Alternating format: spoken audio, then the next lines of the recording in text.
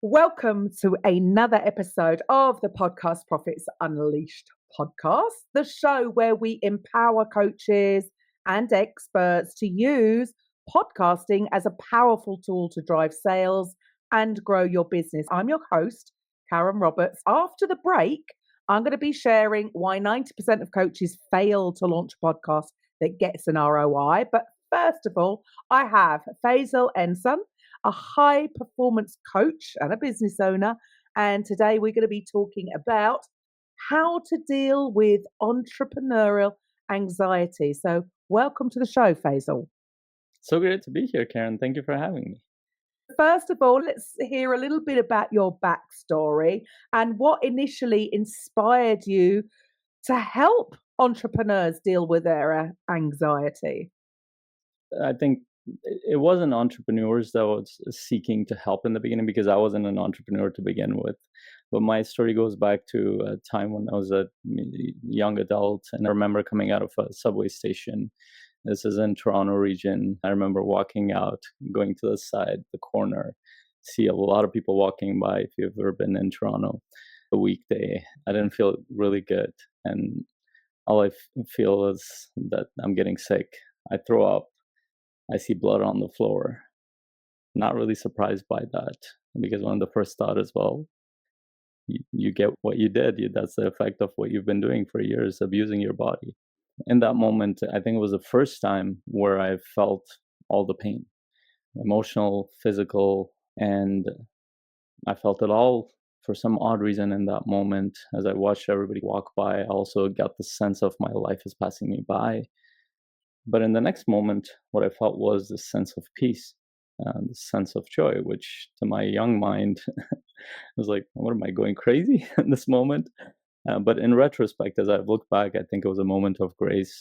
I believe that was a moment where I personally believe that was God helping me transition out of a very difficult period, and where I had become suicidal. I was addicted to all kinds of things, from drugs to games to people to going out. Basically, all of them were distractions from the pain that I felt inside. And just to backtrack a little bit, I came from a war-torn country. When I was 17, I came over to Canada from the eastern part of the world. And going through that journey, I never realized until we came here. And ironically, we came to a much safer place. And then when you come there, you're not in survival anymore. Now everything hits you. And now with the culture shock included, I didn't know how to think. I didn't know how to be. And I had the kind of mind who needed to make sense of things. I couldn't make sense of anything. So that led to one thing and after another, a complete loss of identity, and I didn't know who I was. Instead of trying to figure out what to do, to be honest, I didn't know where to look for at the time, to look for support or what that support would look like. I went into all sorts of addictions, and that took years to come out of it. And that moment was a defining moment for me. But right after that, it was interesting that I completely changed my life around, in the sense that I started working over the weekends. I enrolled myself back in college, and I started shifting some things. I started studying a lot of things, from psychology to philosophy, spirituality, history, anything that could give any hints of what the hell went wrong. I came from a good family, even though I never connected the dots around being in survival, but I came from a good family, religious in this sense that we had really good values. Our parents did our best. They were not well off. They were poor, but they always provided for us. They were always there. I had 5 siblings, and they did their best to raise us. But in the process, a lot of things I couldn't process and make sense of. And this incident helped me to go on a completely different journey. And I spent the next decade or so trying to figure out, while doing other things, who I was, what I was trying to do. And then finally, I met one of my first coaches, mentors. That's a little bit emotional to share right now because he recently passed away just a few days ago. Very sorry. Thank you. And after about over a decade of doing this work on my own, I worked with him for about 6 months, and life completely changed. And it was as if somebody took me through over a decade trying to redefine who I was and where I was going through. And that's what pushed me towards the entrepreneurial world. I decided that my path is not with working for others. My path is to create, to find a path towards freedom and to help others around me. And essentially, my path was to figure out what my potential was, who I was, what I wanted to do. And for me, it was like, what would give me the best chance of that is, okay, I need to do what I love, which is understanding myself, understanding my thoughts, understanding who I was, how I showed up, and in the process, also hopefully I can help others with that. I didn't know what coaching was, to be honest, and I went to a YouTube video that showed me. Speaking of podcasts, it was Brendan Burchard that I saw his videos. You can turn that into a business, anything that you love. I'm like, really? Then I ended up in a conference a few thousand miles away in California. And from there, my journey began, and I was introduced to the world of coaching. I didn't even know it was a field. And from there, I just jumped in, and it had its own struggles, which we can go into. But that was the beginning of my path as an entrepreneur.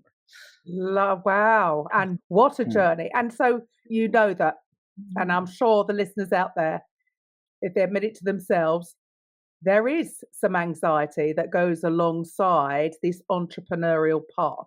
So you Mhm. must have some particular process. How do you help people overcome this anxiety? Maybe I can approach it in a counterintuitive way. The way I look at it is that, however people frame it as anxiety, we're talking about emotions. Entrepreneurs generally feel anxiety all the time. I think that's also a defining factor of what they do, because they want to do better. They're constantly growing. They want to do better in their business. They want to do better for their clients. They want to add value to the marketplace, especially if you're a growth oriented entrepreneur, which I am, and a lot of the people I work with are. They tend to be leaders too. They tend to care about what happens with the people around them. They tend to care about their clients. They tend to care about the communities they're building. Whatever, if they're that kind of person, they will naturally have a sense, sort of an anxiety or emotions around it, that am I doing good enough here?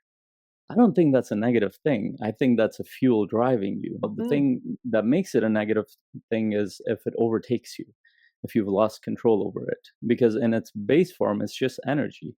It's just energy. Where are you going to direct it? If you've learned how to manage it, you will direct it towards the work that's important to you. You will direct it towards the service you're creating in the world. You will direct it towards helping others. You will direct it towards using that energy to learn more, to gain more, to whatever that looks like. But now, if you've mistaken that by something to fix, which most people do because we live in the world of mental health and everything needs to be fixed, I don't think that's real. I think it's one of those things that people have held on to. I think it's a good thing that mental health is people are talking about it, but I think it's taken a very crappy turn for a lot of people. It's a lot like, pretty much everybody has become a psychologist. Pretty much everybody has become a therapist. You hear things like, that person is a narcissist. They're not really mm. like they're diagnosing everybody for some specific thing. Well, how do you know that? And it's usually narcissists who call other, which I find a little Yeah. bit funny. Are you sure you're not projecting that onto others? Yes, But absolutely. so we live in the world of pop psychology. We live in the world of, let me self that. I can't tell you how many clients will get on a call and they'll say, I think I have ADHD. I think I might have autism. And one of my first questions is, have you been diagnosed by any of those things? Oh no, I think I've self-diagnosed. Everybody's self-diagnosing these days. And Yeah. apparently they have a wide range of mental problems that they don't know how to deal with. It might be true. I'm not making fun of people who actually have legitimate challenges there. But most people take something because they know the surface of it, they make it into something bigger. And the problem with the human mind is it's an incredibly powerful tool. It's much more powerful than the computer, the internet, all the phones that you have around you. But the problem, nobody came with an instruction manual around that. In fact, we've done a pretty crappy job in our communities, in our families, in our education system to teach children how their mind works. We'll teach them everything about everything else, but then it's like, it's one of those. I talk about three things that we're not taught in education systems a lot about, or by most people around us. And those three things are the defining factor for success in the world. One, we're never taught about how to understand our own mind and self. And we don't even know what that means, to be honest. Second, we're not taught anything about relationships, defining factor of our life. Relationships with our family, other people, our network, our clients, how to create, how to build long term relationships, how to amplify them. Third, financial literacy. We have no idea how Mm. that works out in the world. So you go through a whole education system, you're not taught about yourself, about other people, and about how to create financial literacy. And then you're wondering why you constantly are stuck. That's what I felt like when It I left is school. very true. And it's crazy when you look at it like that. The most important things. And then going back to, you said about relationships. Well, a simple thing, your relationship with money. You're so correct. It's not taught in schools. And these are the most important things, I feel, to know thyself, right? Yeah. And yeah, I love the fact that you just said there, because like my daughter has been diagnosed with autism and ADHD, and the Mm. doctor suggested that I had ADHD too, which I took on board as a, oh yeah, okay, that can make sense with my past life, but that's okay. It's my superpower. I suppose it's how we perceive it. Yeah, because I know I'm great at this and this, and I know I don't like doing that and that. But when people own it, it's like disease, isn't it? They get given a diagnosis and they totally own it, take ownership of it. And I think that's what does the damage rather than seeing it as, okay, I temporarily am dealing with this thing, or even with these self diagnoses of these mental health. It's okay, I am in this way, and my strengths are XYZ, and maybe I'm now more aware of my weaknesses, but you can find a way to overcome that. For sure. So, what you're describing is an awareness process. Now, most people are not taught to have that. The only way you can own your strengths and weaknesses or any of that is for us to recognize that, oh, you know what, we need to take responsibility for who we are. And what makes it worse, first of all, we're not taught, especially in the Western world. If you look at US, Canada, people are, there's this heightened sense of being a victim. Everybody's a Mm, victim these days. We're a victim to the political climate, the economy. We're a big victim to our past. We're victims to how we're treated. I'm not saying there aren't any victims. I come from a world where my parents had to take literally their clothes and leave and had to illegally go into the next country. But to be honest, when I watched my parents, I never saw victims. They actually owned mm. their challenges. They did their best. They never complained and said, "Oh, this person did this to me." They would complain about circumstances and other things. Yeah, there was war. There's this country came and did this and that. But those were bigger themes. But in their personal life, they took responsibility for how they were. And even if they didn't have a deeper level of awareness, they did their best to move forward. But to be honest, that culture is kind of lost, and there's this sense of powerlessness that's given to people where they cannot even own their own things. And going back to self-diagnosing, a lot of people, the challenge is never what has happened to you. The challenge is how you react to it, how you deal Mm. with it, how you process it, how you make sense of it, and eventually, like you're saying, leverage it. You might look at your ADHD as a superpower, but another person is completely incapacitated by that. And that's just a difference of lens, but that's a powerful difference. And most people are not taught that. And even those who are quote unquote in the personal development and growth world, and it's everything is surface. We live in the world of social media, we live in how other people are doing. So it looks like people have their stuff together. I guarantee you everybody's dealing with battles that they are not sharing, and the culture doesn't allow it either because everything has to be polished.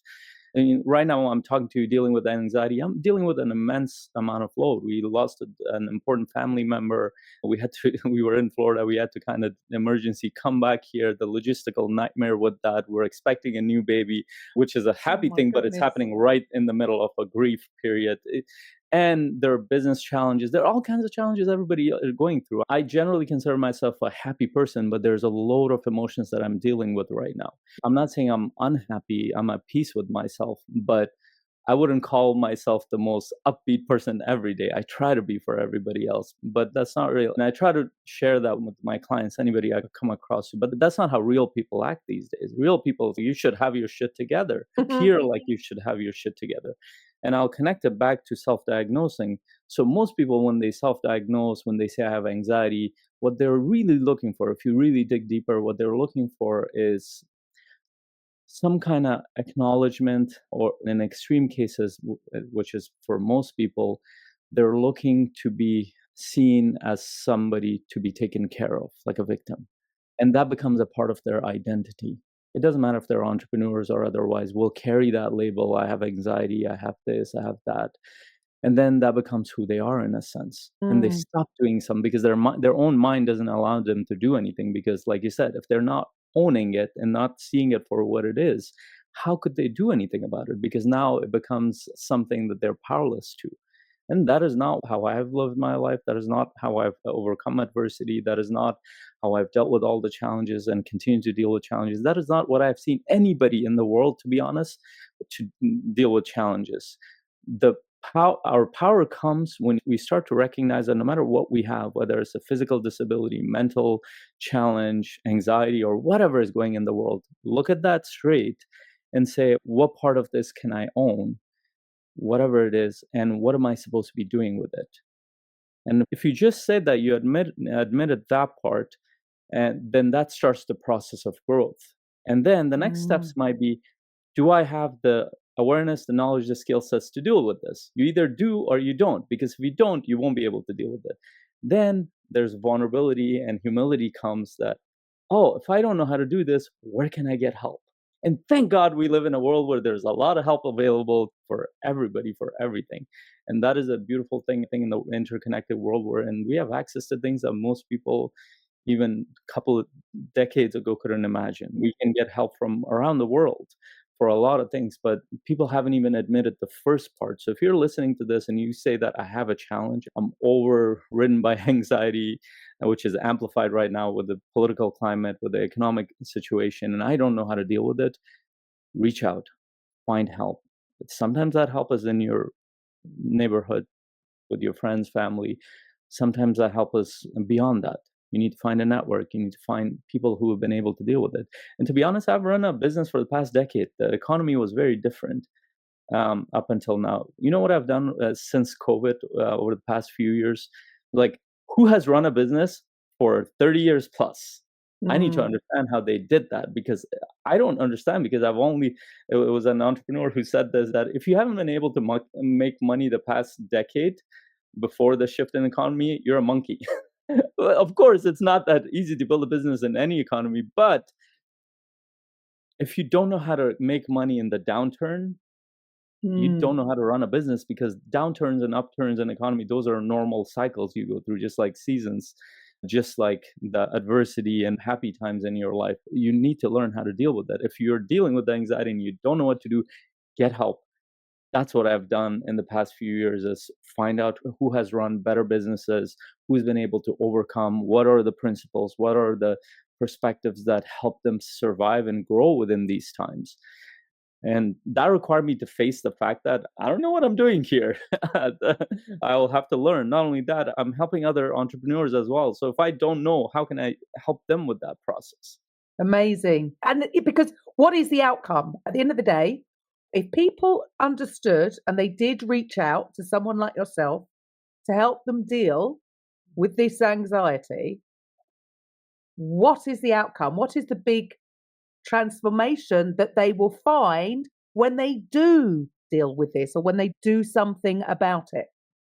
So the way my process works, at least, and I train other coaches as well, but I think any coach who has done this work long enough, they develop a sort of art around it. It's very personal to them.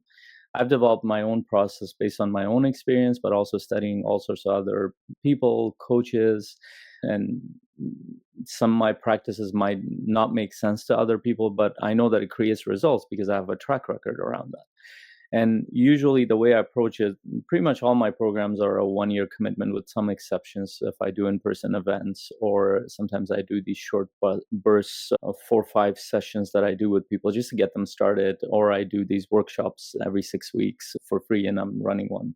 I think it's next week. I'm doing a workshop. It's completely free for public. Anybody in my network can join me. I help them just with 2.5 hour session, completely free, and they see the power of it. But essentially, all my programs are 1 year commitment, and that 1 year, I don't just deal with the symptoms. What I want people to understand is who they are deep down.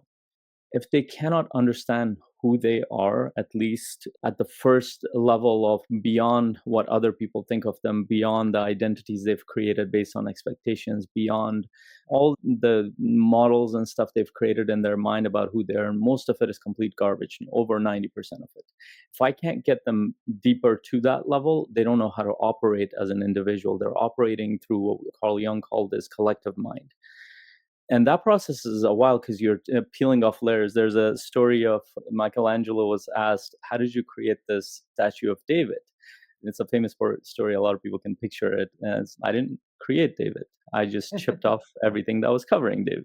And I love that kind of metaphor. Analogy, is there's a lot of stuff we are covered with, and it's not physical, and that's the problem. Because if it was physical, it'd be like, get this shit off. But because it's mental, we don't realize how many layers of our mind is influenced by our past, the thoughts and beliefs and expectations that have developed in our thought processes and our identity. We carry that with us, sometimes in the form of emotions, sometimes a mix of thoughts and emotions, sometimes in the form of a real identity that we think who we are is that, but we're not. And that unlayering process takes a while. And as I'm unlayering that, I'm also helping people create a new vision for their life based on who they really are. And then now they start to build systems and processes that feel completely different. They might change a few things here and there, but those small changes amount to something completely powerful. This is why as soon as within the first 3 to 6 months, a lot of my clients will completely move to a different place. They will make their relationships much better, or they will completely get rid of a lot of the relationships there. And I don't tell them to do that. That's their own realization. They will start a new business, or they will completely shift the business. Like this, it looks like dramatic changes. I didn't tell them to do that.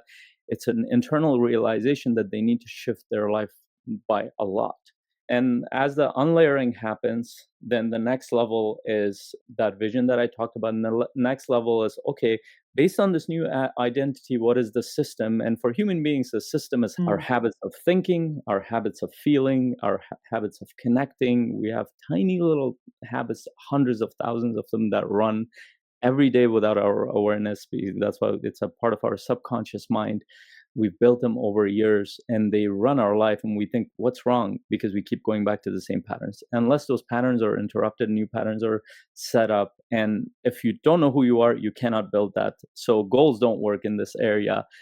All the tools in the world will not work because you're using the right tools, but you're layering it over the person that you're not. And if you can't go to who you are inside, it doesn't matter what tools you use. It doesn't matter what books you read. It doesn't matter what systems you use. You will feel a void. You will feel empty. You'll feel disconnected, unfulfilled. You'll feel like something needs to change for me to become something or be happy. And you will try to seek different things. Sometimes entrepreneurs do this very well. They'll start a business. They get excited. They'll start another business, and they'll start another business. What are they seeking? They'll start a relationship, and it's, oh, this is not fulfilling. They will do something else. They'll start a routine. They're constantly shifting and moving. Why are they doing that? Because they're actually not grounded into something that's important, powerful. It's not connected to their long-term purpose, long-term vision. It's not connected to who they're becoming. None of that stuff, because we're not taught. And I don't think people are dumb when it comes to these things. They're just not taught. Like, I wasn't taught. I had to learn this process. I got out of university, and when I was becoming more and more miserable, it was showing up in my marriage. I had a successful career path, but why was I so miserable? And I realized I actually have not been taught to live. I have not been taught to create. I've not been taught to connect with myself and others. The most important things to live a quality of life and pass it on to the next generation, to create a better family community. None of those elements are a part of anything that we do. So why would you feel fulfilled? Because too many people are doing things that they think they should do. Or what the teacher told them, this is what you should go into. And they're not living life that is in full alignment with what they truly desire. And I think that you're so right. That is such a big part of it, is down to not learning this stuff in school. But so for entrepreneurs, they can come to you and help deal with this, peel back the onions and get to the root, their core values, their absolute innermost desire so that they can build back up from that. That's what I'm getting from you. So what do you think stops people from even admitting this to themselves or reaching out for help? Because we are terrible. We can be terrible like that. And they don't realize that their whole lives can change if they actually do. So what do you think stopping people?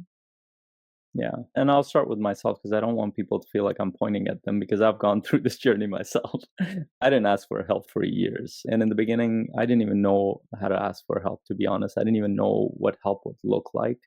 So the first thing to know is that if you're trying to do anything, there are millions of other people who have dealt with it. You might feel isolated. You might feel like you're the only person. I remember the first time I went to this conference, there were 700 people from 47 different countries there. It was the first ever of that kind of conference I had ever gone to.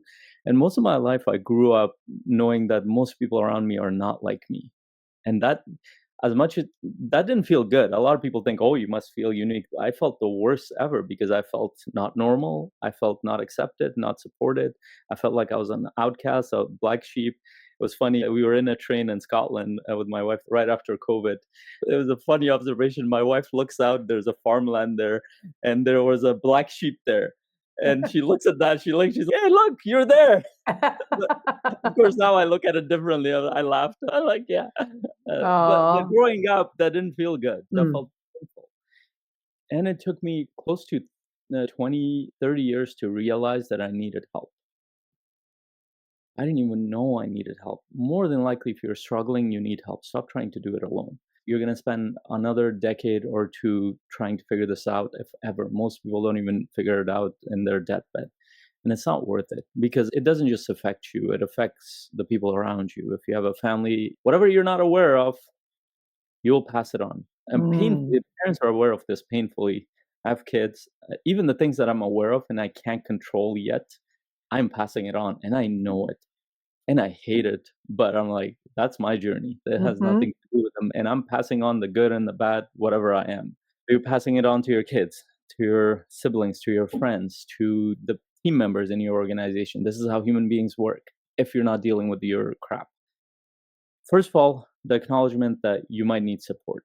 Second, if you have gotten support and it hasn't worked, then the next level is you look at what you're taking, going back to that ownership that we talked about. What part of it you're owning, what part of it you're on. Because a lot of people go through some kind of support that we're like, oh, this person didn't help me at all.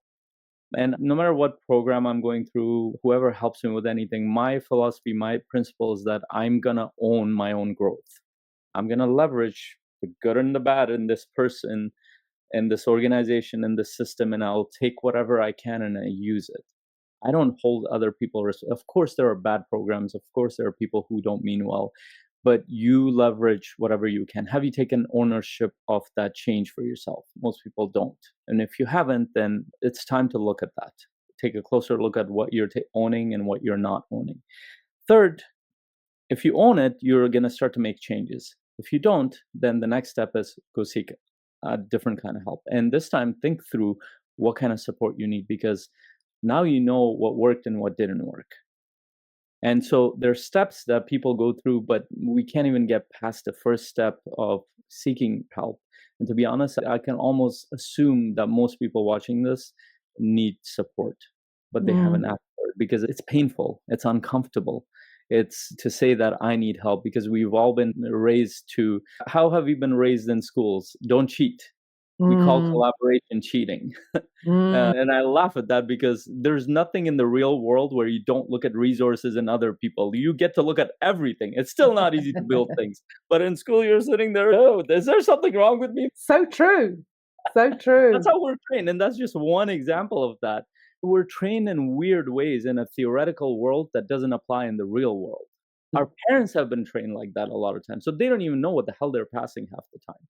The amount of crap that I realized that I was thinking, and I continue to think sometimes that I'm working through, it takes a lot of energy to work through it. And to be honest, at a point I realized it will take me a lifetime to figure this out. I need to get support here. I need to get, and so that's the shortcut. Take the shortcut. So for the listeners out there, what would be the next logical step for them?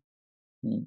What should the listeners do next if they are in this state and they realize that they do need help? There are certain things that are really powerful about human beings, which I think the way the world is set up nowadays, think about it. We carry this beautiful device that gives us, I can run my whole business with this. It's a powerful computer, but we carry it everywhere. Yeah, I was on a coaching call and I said something. I was like, I know you guys carry your phone into the washroom because I do. Somebody put in the chat, like, TMI, too much information.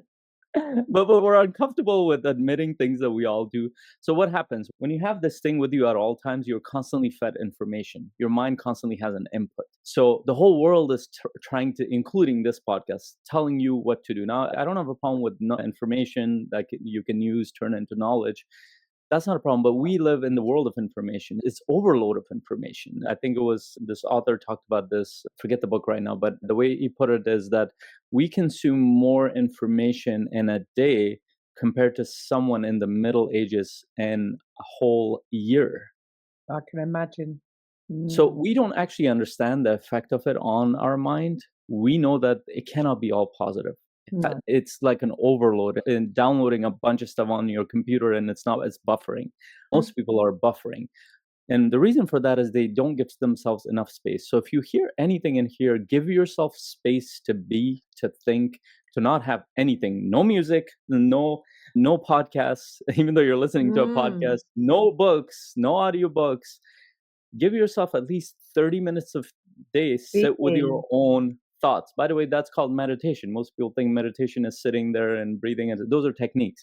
Meditation is simply sit there, not do anything, and here's what you'll find.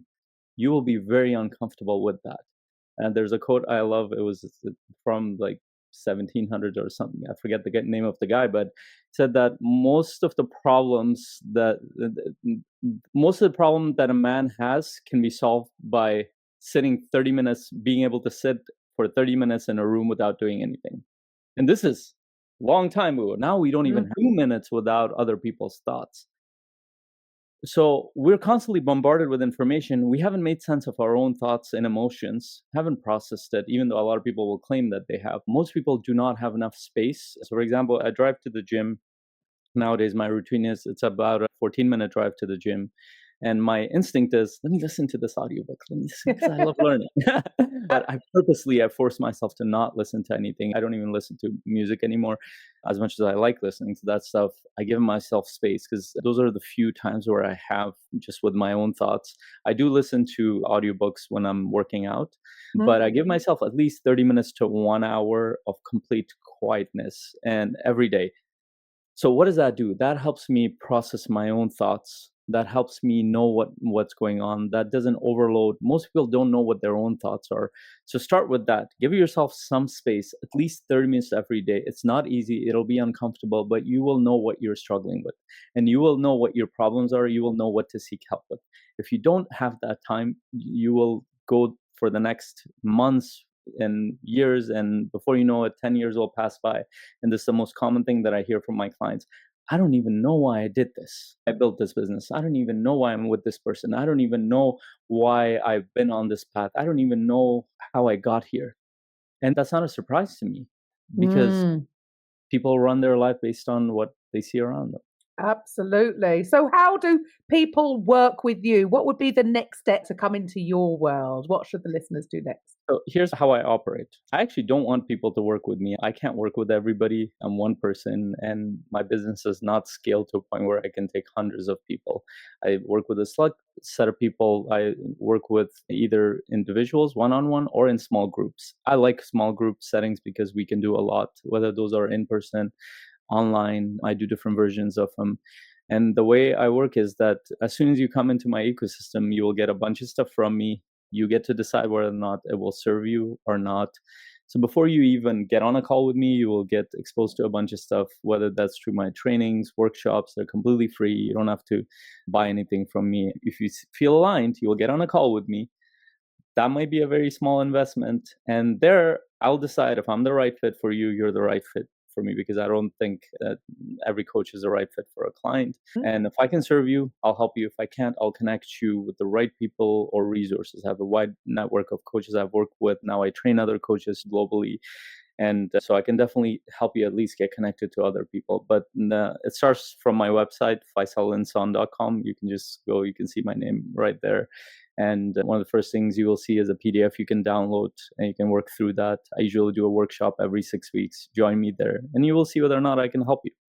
Fantastic. And Faisal's details will also be in the show notes. So if you didn't quite catch that, resort back to the show notes. So look, thank you so much for spending so much of your time today talking with me. It's been absolutely fascinating. I love this kind of stuff.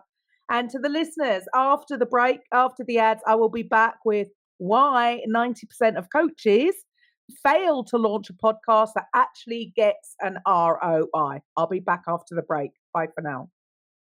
So I'm back. Why 90% of coaches fail to launch a podcast that gets an ROI. Now, let's be real for a second. Podcasting sounds sexy when you're just talking about it.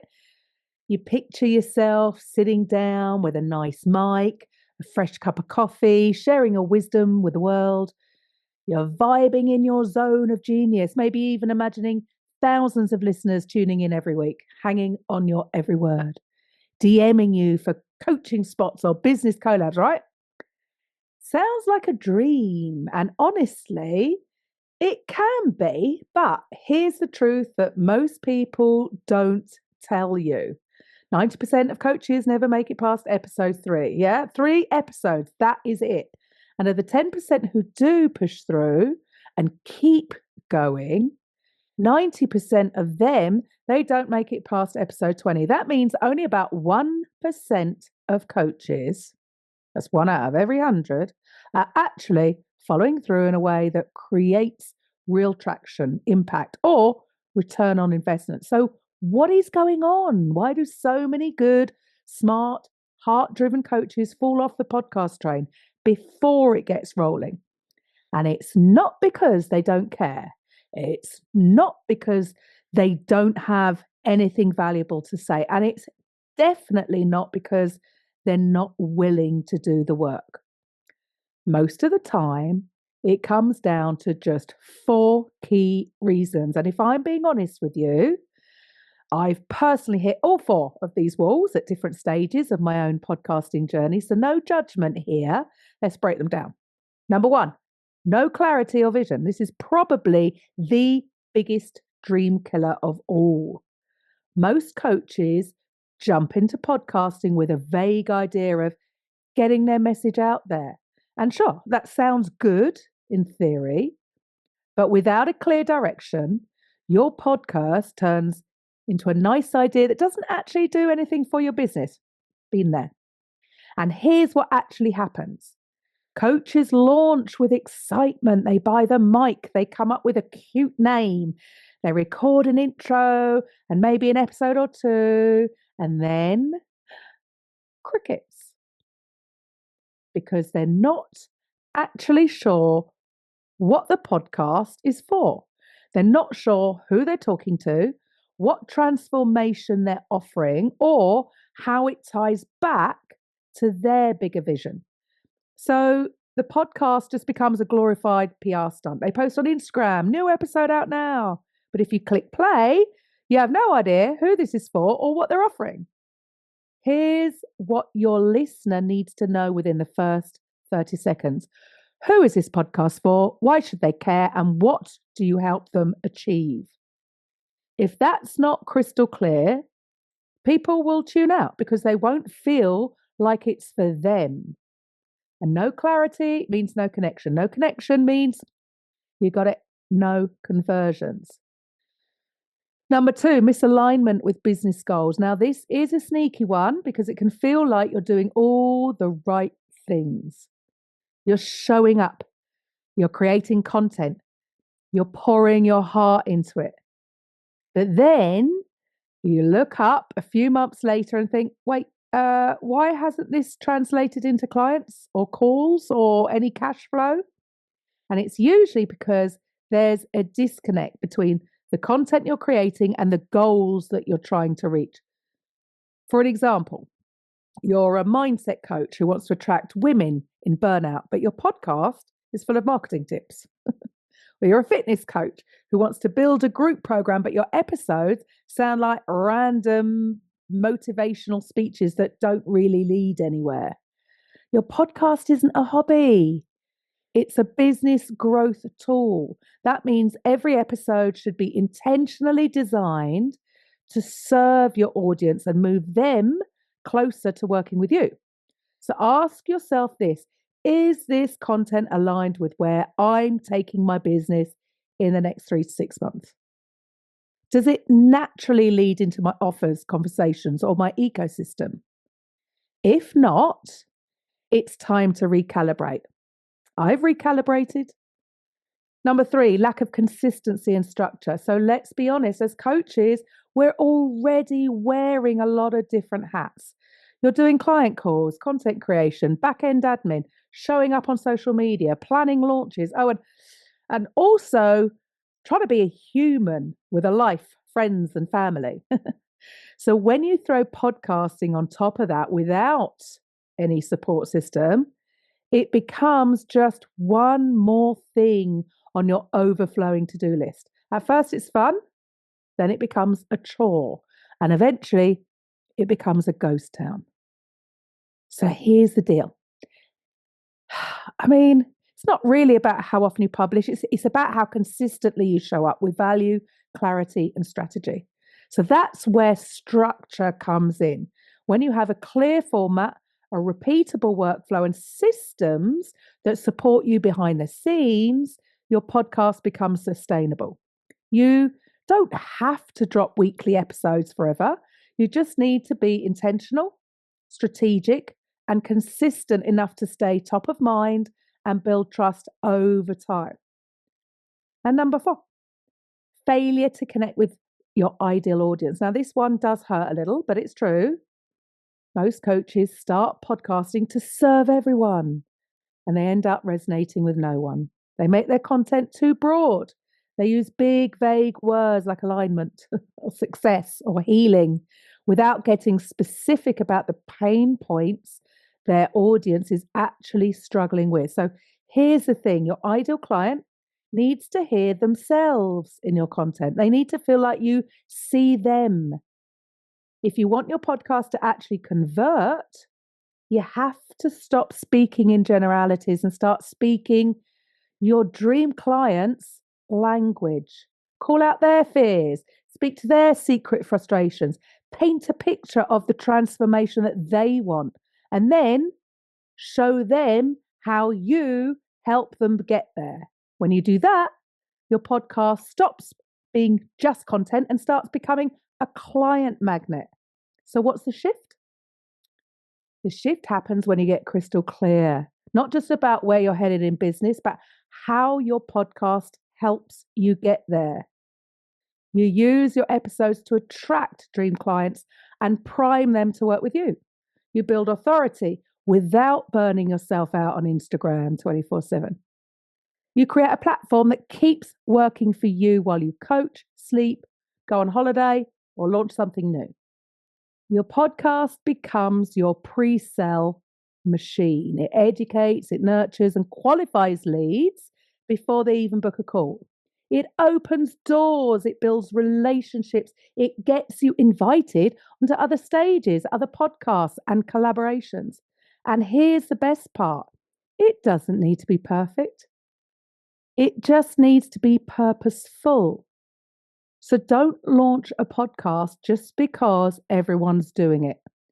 Launch one because you have a message that matters, because you're building something bigger than just a brand, because you want to attract, connect, and convert without chasing. So start with a vision, back it up with a strategy, and let your podcast become the tool that does the heavy lifting for your business. So if you've been thinking about launching, but it seems overwhelming, you can get instant access to my free on-demand workshop, which is called Your Six-Figure Podcast Blueprint. As it says in the outro, podcastprofitsunleashed.com/free. I'll see you next week. Thank you for listening to today's episode on the Podcast Profits Unleashed podcast. If you're a coach, consultant, therapist, or healer who would like to drive sales whilst having fun podcasting, head over to podcastprofitsunleashed.com/free and find out how you can turn your podcast into a sales machine.